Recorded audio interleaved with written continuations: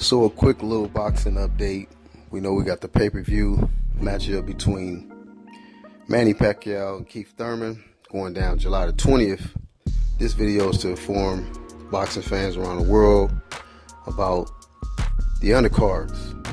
And I was scrolling down IG and saw that the PBC IG page, they posted the matchups that's on the undercards.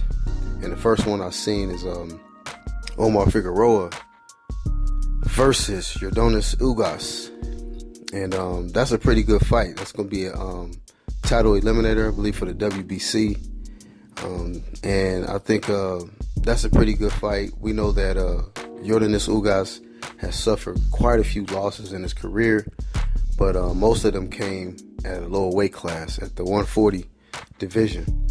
But he took an L in his last fight, a very controversial fight, and where many people, including myself, felt he won the fight versus Sean Porter. And he took his first loss at welterweight. So in total, I believe he has about 5 losses. But he's getting another opportunity to put himself in position to fight for the WBC belt. But he's got to come through Omar Figueroa to do that. Omar Figueroa, he's had some ups and downs. Dealing with injuries, I don't know if it's just been discipline, keeping his weight down and things like that. But Omar Figueroa is still an undefeated fighter. I heard he beat Errol Spence in the amateurs, and Omar Figueroa, he's in a position. This is going to be a big test for him, a very big test for him. One thing about Omar Figueroa, he's very, very game. This guy is it's not the best skills that I've seen, but he has that determination to get in there and let his hands go. And when he hurts his opponents, he's good at finishing.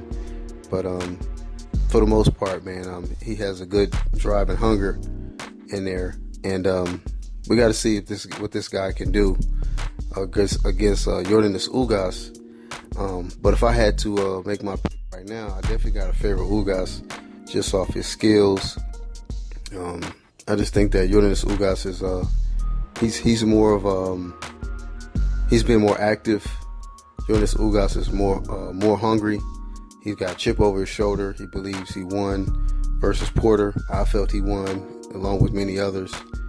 But he's got to take this fight here with Omar Figueroa to put himself in position to fight for a title, and hopefully he'll get a better result the next go round. The next fight that's on the undercard, John Molina Jr. versus Sergey Lipinets. Sergey Lipinets, he's still fairly new to the 147 division, but he came off a spectacular victory over Lamont Peterson, and where he pretty much knocked Lamont Peterson out. He stopped him. And Lamont Peterson, didn't hesitate to let the world know that he's going to hang it up. But Sergey Lipinets will be taking on John Molina Jr. John Molina Jr. has suffered quite a few losses. He's been up and down. He's been definitely up and down in his career. He's lost to a Matisse, Adrian Broner, and many others. But John Molina Jr. always comes to fight. Doesn't matter how many losses he has, he's always still a dangerous fighter.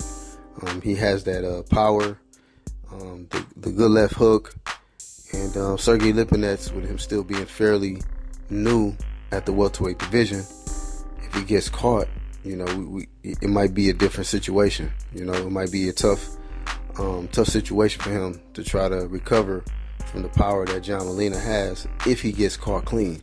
But Sergey Lipinets is a very, very skilled fighter, and he's been in there with the likes of Mikey Garcia and many other fighters, but that's his only loss. His only loss came to Mikey Garcia, but even when he lost to Mikey Garcia, he was still coming on strong and landing punches, and gave Mikey his money worth, man. He gave him a run for his money.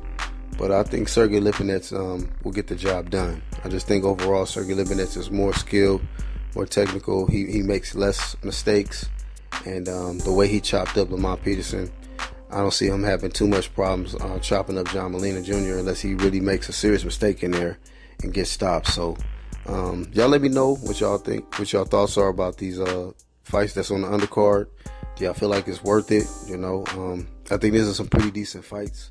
Of course, I would have wanted to see another championship level fight, you know, on that card. But we already know how the PBC do. So y'all let me know y'all thoughts on this fight and on these fights for the undercard. And I'll catch you guys on the next video. It's a Black Horseman. Peace.